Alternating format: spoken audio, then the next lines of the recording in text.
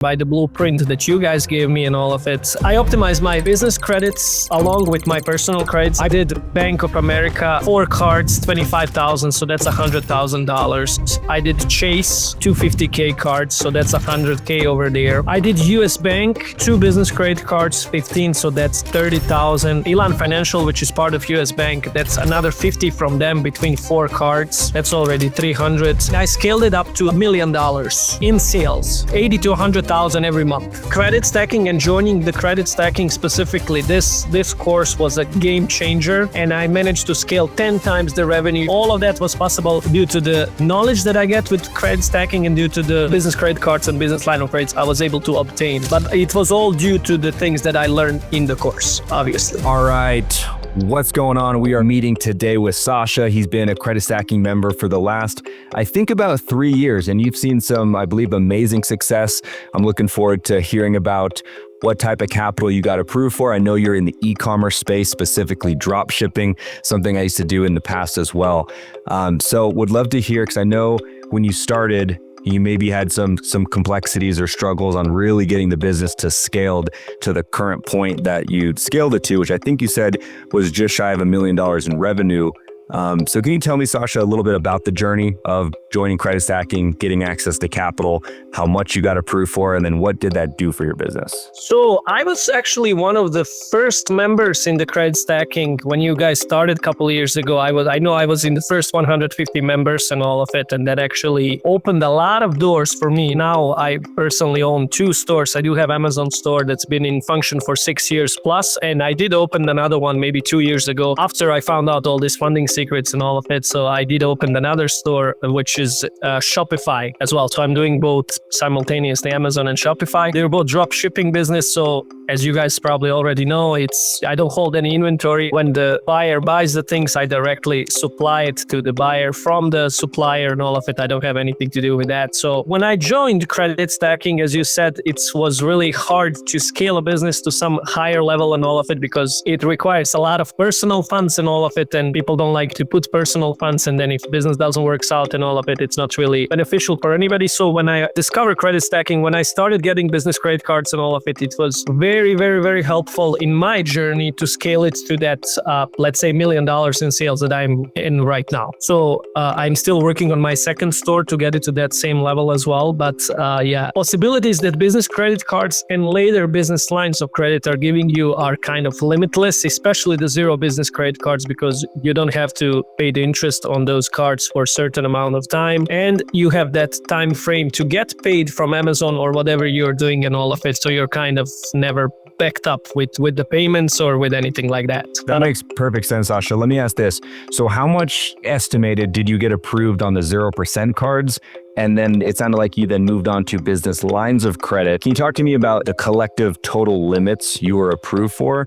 And then how exactly did you use that capital in your business to scale it to such a high point? Yes. Okay. So talking about the numbers and all of it, obviously by the recommendations and by the blueprint that you guys gave me and all of it, I was able to do all the major banks. I optimized my business credits along with my personal credits and all of it. So talking about the limits, just for that one LLC, let's just do that to put it in a perspective. Just the first LLC that is 6 years old right now. When I started applying, it was probably already 3 years old and all of it. So I probably did Bank of America, 4 cards, 25,000. So that's $100,000. I did Chase for the first LLC, 250K cards. So that's $100K over there. I did US Bank, 2 business credit cards, 15, so that's 30,000. When I add to Elan Financial, which is part of US Bank, that's another 50 from them between 4 cards. That's already 300. BMO, I have 2 cards, 15 and 10. That's 25. I have American Express 6 business credit cards with only 1 inquiry. Actually 2 personal, 5 business ones, which are mostly charge cards and all of it. So I'm not going to talk about those limits. PNC also gave me $30,000 between 2 credit cards. Okay, so I think we're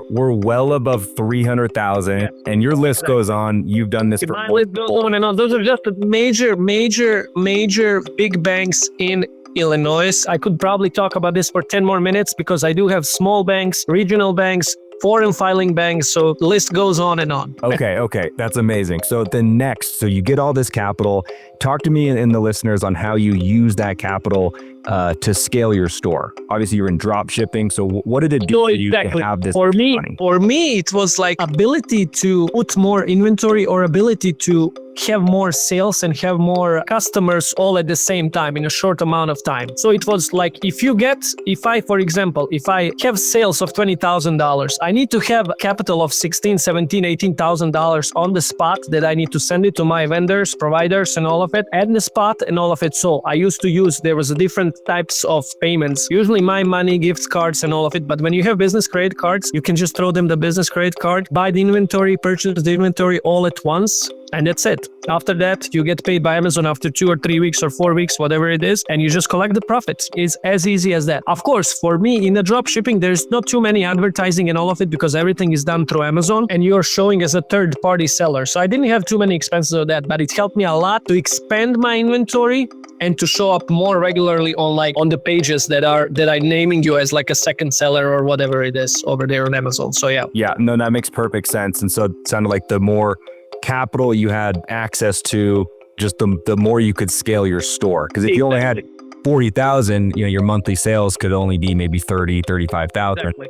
But if you have the 300,000, your monthly revenue can be much higher, right? Exactly. That was exactly my point. The more money you can put in, the more money you can make. So, and obviously the margins are more bigger on the bigger amount of sales that you do and all of it. So I was usually doing around 20% of the margins in profits on that store that I had. Huge. And then just for the listeners one more time, what did the store scale up to in terms of annual revenue or total revenue? Well, I mean, I scaled it up to $1 million in sales. So that was around 80 to 100,000 every month, which was like 4,000 in sales daily. So let's say it scaled to that point. But also everything thankful for that, because sometimes it's you would have so many sales in one day that you need to have a capital to fulfill that.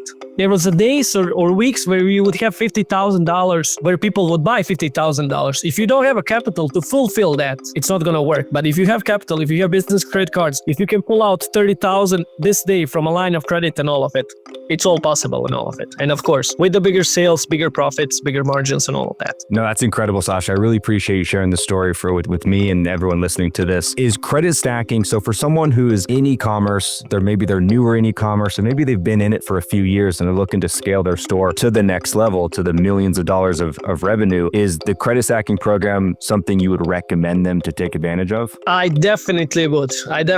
For me, credit stacking and joining the credit stacking specifically, this course was a game changer, and I managed to scale 10 times the revenue. If I was doing an 8,000, imagine doing an 8,000 a month, it's struggling to pay it off and thinking you're doing good, and then coming up to making an 80,000 in sales and without any problems being able to fulfill all of that. All of that was possible due to the knowledge that I get with credit stacking and due to the business credit cards and business line of credits I was able to obtain. But it was all due to the things that I learned in the course, obviously. Wow. Awesome. Well, Sasha, I really appreciate you sharing. You're such an amazing member to have in the community. And we have many amazing members like yourself in the community that has made it such a great place to be. And I know your story is going to inspire a lot of people. So I appreciate you sharing. You're very welcome, my friend. Anytime.